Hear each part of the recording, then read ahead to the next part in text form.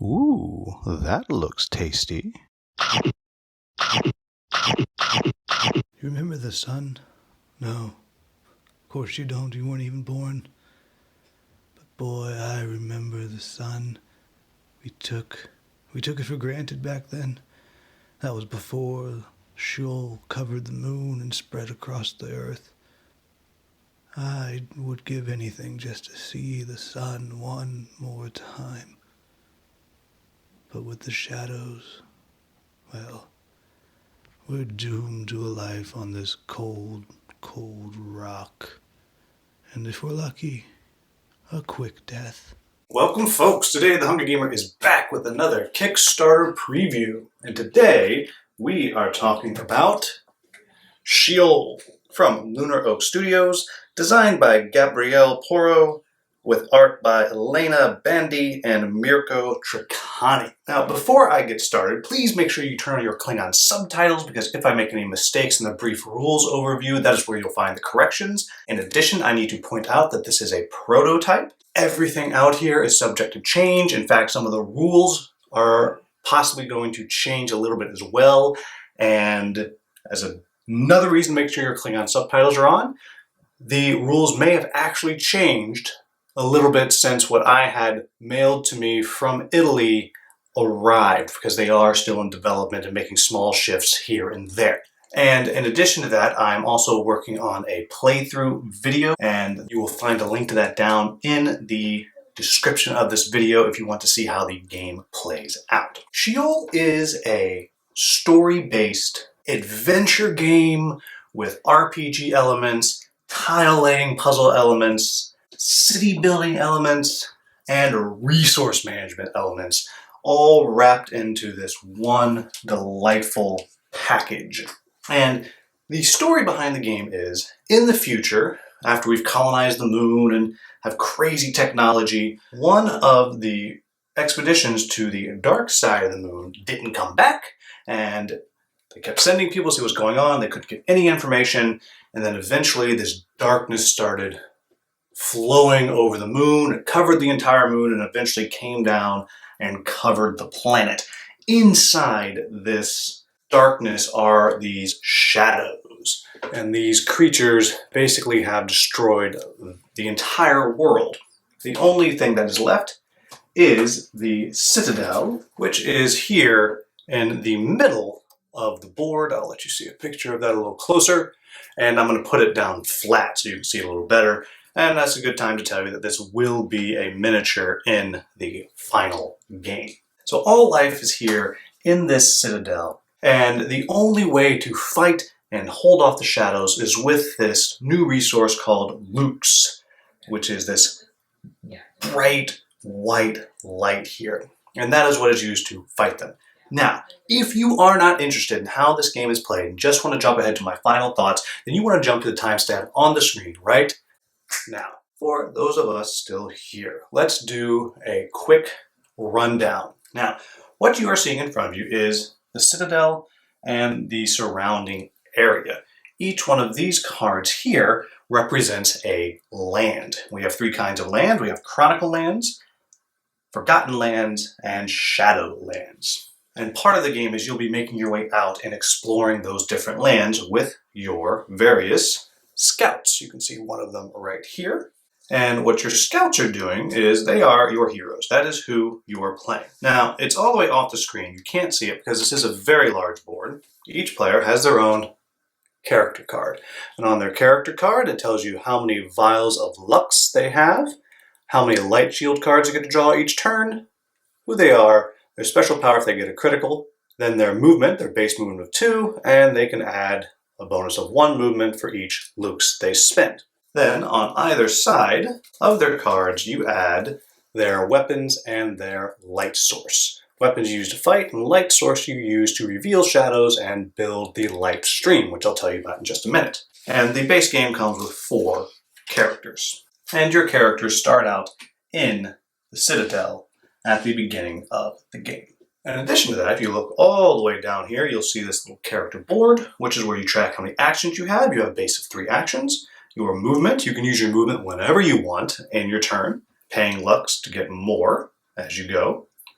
And then you have your lux. You have each vial has 8. If it gets down, then you flip over and you move to your next vial. And if you get down to 8 again, you get your last vial. And then if you go all the way down again, you will flip your card over and you have entered the corrupted state. Corrupted state is here, you have less life and you are on your last legs, though you do get a few extra powers that go with it while you are corrupted. The other thing that I need to tell you about the lux is not only is it your life, it is also your resource that you are using to do just about everything in the game. In addition to that, each character has a deck of light shield cards that are specific to each character, and it has various abilities on it. On the top corner, it will always give you a discount on one of the actions. This is the reveal action. I'll tell you about that a little bit later. And it has an effect here that you can use as well. In addition, if you are taking damage, you can discard these cards at a cost of 1 card to prevent 1 damage as you go. If your deck ever runs out, you are able to reshuffle it, but it will cost you some lux to do it. Now, to the game itself. When you start a game, you will have a stack of mission cards. And in the one that I have here, this is the stack for the specific mission. And you also will have a story that tells you what's going on, how this story is centered in the campaign, and it gives you your setup for less than 3 players, more than 3 players, and in addition to that, other rules that you need to have set for the specific scenario. The final version will be a big, huge book of scenarios. This is just a quick demo test to get a basic idea of how the game works. And it will tell you which missions to start with. For the first mission, it says start with these 2. It tells you down here what you need to do to accomplish the mission. If you do that, it tells you what the next card to go to is. And this particular one also has a side mission going on, which is optional. And at some point, as you go through, if you get far enough, it will say victory. Over here, we have the Citadel board. And during this portion of the game, all that matters is this right here. This is the Citadel life. As shadows show up, they will be moving towards the Citadel, and if they hit it, they damage it. If it gets destroyed, you have lost the game. However, in between, you are earning development points. So in between scenarios, you can start building up the Citadel. And what will actually happen is it will be a very large miniature that comes in pieces that you literally build up on the board, and it gets taller and taller as it goes. As you do that, you are unlocking various abilities that you can build into your board. They're called building new districts. As you build up a district, you place a piece of the miniature there, and you've unlocked this ability. It could be a one-time use, it could be something that goes on and on, it's just a passive ability, it varies. Up top, this is where you track your development points. This is where you track your various reputation with the different factions. There are 3 factions in the game, which I'm not going to get into, and that's what this is over here. Over here, I've set up my shop of cards. As you play, one of the actions you have is it's not even action, you can always, if you're connected to the Citadel, you can spend your Umbra, which is the currency, to buy things over here, and this is the rest of the cards. As you play, you unlock new things that you're able to purchase.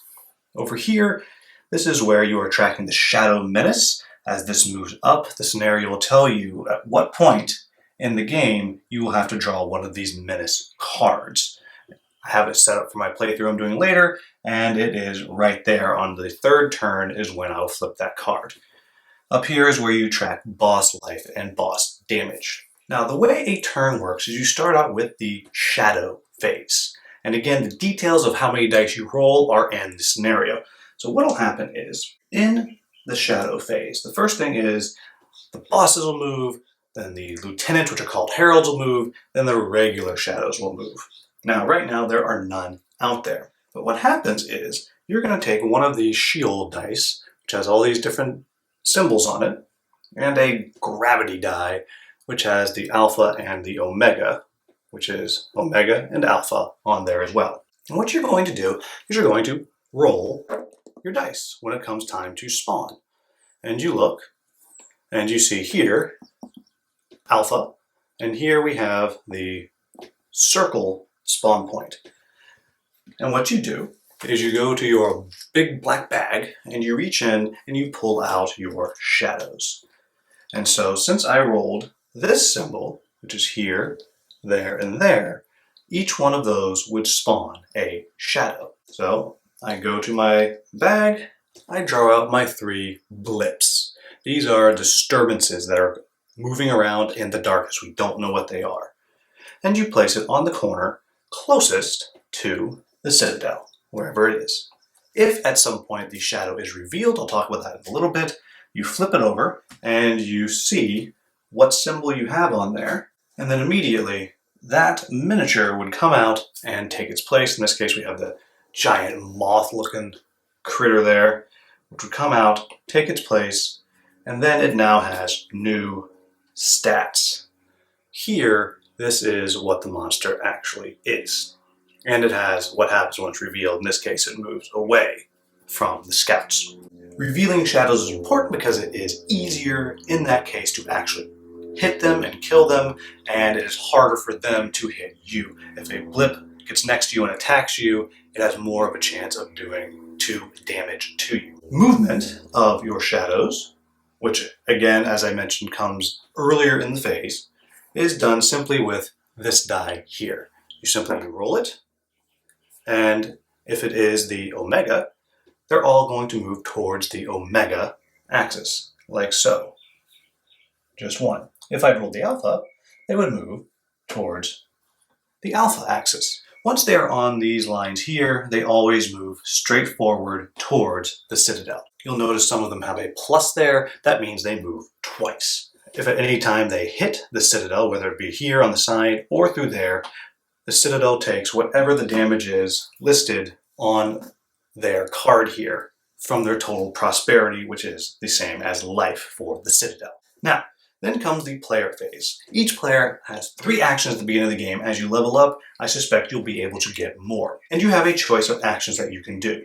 You can do a mission action, which costs 1 of your actions, and it is when you're somewhere out there on a land, it tells you, take an action, and you advance the mission. You can do a construct. And in that case, you are going to look at your lantern here and this symbol here, and you're going to build more of the light stream. This here is the light stream, and this is the core of the game.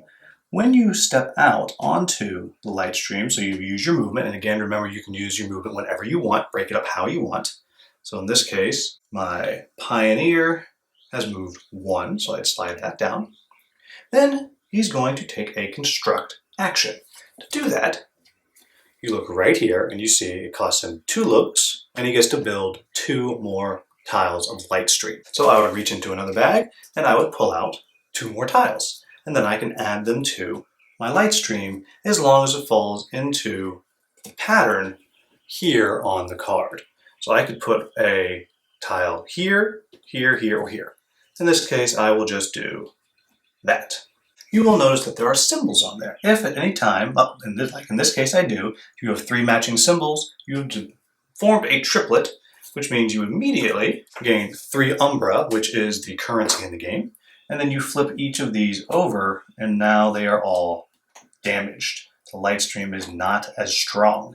If they happen to match again, they would be destroyed. The light stream is important because it does 2 things. 1, if a shadow hits it, the shadow will damage it and bounce back, unless it's a path it can follow. So here, the moth would move to here and destroy that. If it was here, it would hit that, destroy it, but it would bounce back. It can be used to protect your citadel. However, the other point is, this is how you move out into the darkness. If you are ever out in the darkness alone, at the end of a turn, you lose 2 looks. As long as you're on a light stream, you are still connected to the citadel, and you are relatively safe. It also allows you to buy cards from the shop at any time, as long as you are connected to the citadel.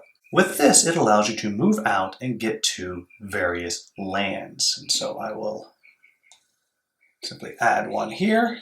You can see now I can, with 1 more movement point, I could step here onto this land, in which case I would flip it over and see this is the Exiled Settlement.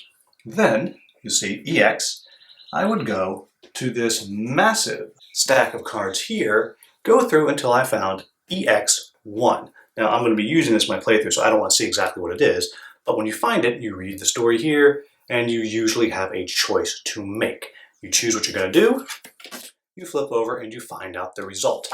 Sometimes there will be a challenge at the bottom, in which case you roll 3 Sheol dice, and you're trying to get exactly this combination. If one of your characters who is on the land has this symbol, that's their archetype, they can re-roll 1 of the dice. You might possibly have 2 that you can re-roll. Additionally, on here you'll see there is this symbol here. This is an extractor. Your character can, for an action, and that much looks in this place 1, can place an extractor. At the beginning of every single turn, as long as that land is connected to the citadel, you will gain 1 Umbra. Now, the next main thing that I just need to tell you about is how combat works. Combat is actually very, very simple. You have your weapon, and this is the range. You'll notice that that is where I am, then there is that gray spot, and then there is the bright one. I can target something on either of those 2 spaces in front of me, but only 1. If there is multiple with the bright spot, I could target that many in that range. So if the moth was right here, I could attack it. It would cost me 1 Lux. I might have a card that would discount that, and we'll do 2 damage. Or I could risk damaging my weapon and do 3 damage, but of course then I would have to roll the enemy die and potentially damage my weapon. If I have 2 damage, it flips over and I would have to repair it later. When you are attacking, you simply roll 1 die. The different faces on the dice might do a hit, but a -1 damage, a hit at +1 damage. It might be a critical, which would allow you to use whatever ability is written on your character card, or it might be something that allows you to do damage, but only if the shadow has been revealed. If the shadow is revealed, as in it's a mini, not a blip, then you have a 6 out of 6 chance of hitting it and doing something to it. Shadows will heal completely if you don't kill them in your turn. How to reveal a shadow? If you have a blip near you, what you will do is you look at your lantern again, and in that pattern, if the blip is in that pattern, you can do a reveal action, which simply means you have automatically flipped it over, you see what's on the other side, and now that creature will show up in front of you. Finally, there are lieutenants, such as this hunter, that as you play through, if you noticed, there are these symbols on the spawn dice. Every time you do that, you add a point to the herald track. When it fills up, a herald will come out. And you'll see they have their movement, how many actions they do, tells you who they're going to target, what the range is of their effects, how much life they have per player, if they have any damage resistance, and so on. And then once you have defeated them once, they flip and they go berserk, and they have slightly different abilities. And finally, there are the overlords. These actually use a different side of the map that has the citadel in the corner, and they come from a lot farther. And they have a series of cards that they are playing each turn. And as you flip out those cards, you'll see it has 4 cards. You will also be drawing tokens that determine after how many players those actions are going to happen. And as you go through, every time you've done the damage listed, in this case 4 times player count, to the overlord, then you discard one of the cards. After you've discarded all of them, you have killed it. There are also reaction cards that you draw tokens that go with, and it tells you what they're going to do, and you also draw tokens that say like how often the reaction is going to happen. And the game ends either when you have accomplished the objective or more than half of your scouts have been killed. And so that's it. That's how this game works. Now, that was a whole bunch of stuff that I threw out there, but there is clearly a lot to this game. So, what do I like about this game? First off, I love the aesthetics of it. This all dark with just this kind of bright fluorescent light or whatever you call it. It just looks really, really cool to me. I love the way this thing looks, especially as the board grows. You have a whole bunch of these light streams out there. It just spreads everywhere. It's stunning to look at. In addition to that, I like how these lands work. I really enjoy these cards. In addition to that, I like the way these missions slowly unfold. You get little bits and pieces as you go, as you're trying to figure things out. If you mess up one part of it, branches off to do something else, you can actually replace these missions several times, I think. I think there are just a whole bunch of lands in the game. Like, just this demo has far more than I've even gotten to see. And there's going to be, I don't know how many, I'm going to say dozens, but probably hundreds more. I don't know, don't quote me. And again, it just adds a really delightful element. And you have to make choices, and you can try to game the system and think you know what it's going to be, but you never know. Sometimes being nice gives you a benefit. Sometimes being nice shows that you're a sucker and you get a penalty. It's fantastic.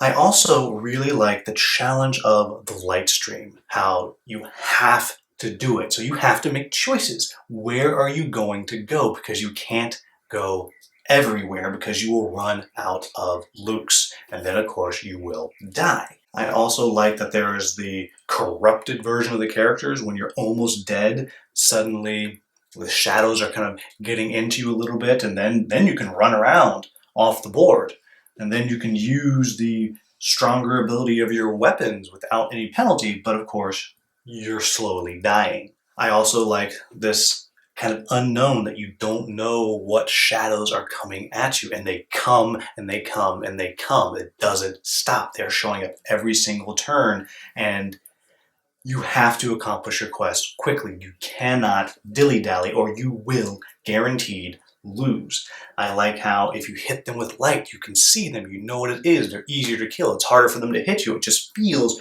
very, very thematic. And for me, I like that combat is very simple.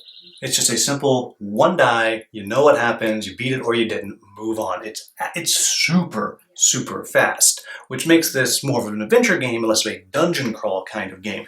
And normally I might say, I wish there was more to it, but I don't, because there's so many other things that you're doing. You're doing this tile laying, you're doing the resource managing, and so for me, I think it actually keeps the game moving along, because you also have this tower defense element as stuff is coming in, and if you're doing a bunch of math on that, it would really bog the game down. So I think it does keep it moving pretty well. I like all these items over here. I like that you can always just buy them as long as you're connected. Again, very thematic. It's like they send it along this light stream, like one of those bank air tubes, right? And it comes to you. It's just very cool. And I like how you gain umber, which is, again, the currency. You kill something, great, you get something. Or you go out to one of these lands, you set something down, you start extracting, you just get it every turn. Again, resource management. And I like the boss fight. Now, I've only been able to do the Herald fight, and it is different, it is interesting. And the last time I did it, I actually got very lucky and just annihilated the thing. But it is a challenge as you're doing it. It can be very hard. And I'm excited about trying the Overlord fight. Again, that didn't come in the demo. They sent it so I could look at it and see what it is. So I haven't actually done it, but I like the idea of it. I like the challenge of it. It sounds really, really hard, and a lot of strategy that has to go into it. And then finally, I'm engaged by the story. Now, there is certainly going to be a lot of story, because this is just what they sent with the demo. It is a mini book here, which tells about what happened, when it happened, and all of that. And it's pretty well written, and there is a lot of stuff coming here. What is happening? What is going on? How do we stop it? So I'm engaged by the story. I want to know what's going to happen next. And now I also have not had a chance to do this part of the game. It did not come with the demo, again, just how it's going to work, but I'm excited about it. One, I like the idea of building up the tower. That's going to be really cool. And I should also stop and say that, again, these are just 3D printed versions, but these things are very cool looking. Just check these guys out. I mean, those are going to look really, really cool when they're fully completed. And I should say here that all of them will have miniatures. This is not a standees and miniatures game. It will all be miniatures. I'm also very excited about this building tower. That's going to be really cool. But I like that you're developing your city here. And how are you going to do that? How are you going to build up your city? In many ways, it reminds me a little bit of like a Kingdom Death Monster, just a little bit lighter, a little bit simpler. And I think that is very, very cool. Which of these factions are you going to develop your reputation with the most? Because again, that's going to determine what it is that you can get, what kind of upgrades you can get, what kind of leveling up abilities that you have, all of that. So again, a lot of variety each time that you play. Now, so what are my quibbles with this game? First off, I'll say that I did struggle a little bit with the rules. Now again, it is just a demo early draft of the rules. So there's a lot that is going to be fixed, a lot that is going to be changed, so bear that in mind. But I did have to go to a video and I did have to ask a couple of questions. Now, that is a very easy fix, which I'm 100% confident they will be doing as they go through getting translators and rules editors and things like that.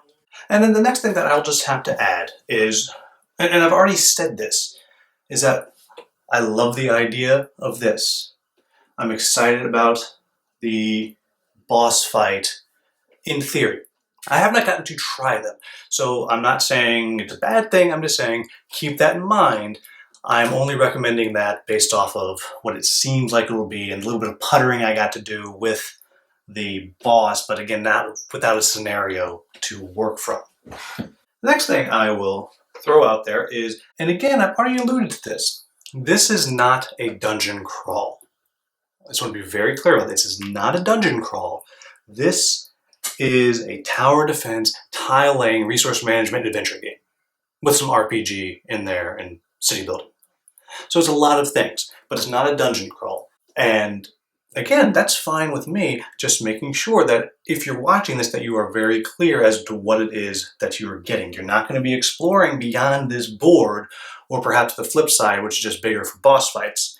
Now, as you do it, these lands will go different places. So there's different places you're going, and there are a ton of these lands. Again, like just look at this stack here, and this is not all of them. They've already said there will be a whole bunch more of these. So you're exploring these lands, but you see the room, you know where the monsters will be coming from, period. Speaking of the monsters, in the base version, my understanding is there will only be 3. You will have the Lurker, and the Moth, and the Devourers, in addition to the various heralds and the bosses that come with the game.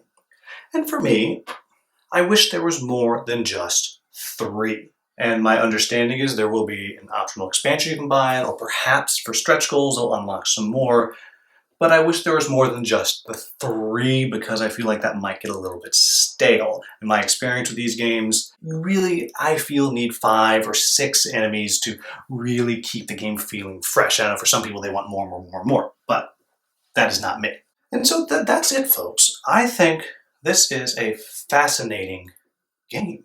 When I requested to preview it, I was not expecting a game that was less dungeon crawl adventure game and more resource management, tiling, tower defense, and I'm okay with that. I think this is a game that is different than any other game that I have on my shelf, and I'm very excited to get my copy of it when it comes. I have never played anything like it, and I think if you are interested in that story, I think it's going to be realized and it's worth checking this game out. I think if you like tower defense, but don't really like tower defense because it gets really kind of fiddly, and this is a good option because it's very simple what you're doing. And you're not building stuff all over the place. You're sending your people out there. You're making the choice what you want to fight. And then this, if you like this tile laying thing, again, this is something that is very cool and you're going to want to check it out. I think if you are someone who is interested in games like Kingdom Death Monster or Aeon Trespass, but they're just a bit too much for you, the theme maybe isn't quite right, then this is going to be a good option. Again, I'm not saying this is Kingdom Death Monster, but it does have that go out, do the quest, come back, build your city, which is how you're going to save the world, feel to it. It's just not so very heavily involved, which I think, for me, is a great thing. And then finally, I think these miniatures are going to look incredible. So if you're someone who's into miniature painting, these are going to be unique, they're going to look great, and yeah, I'm just very excited about the potential here.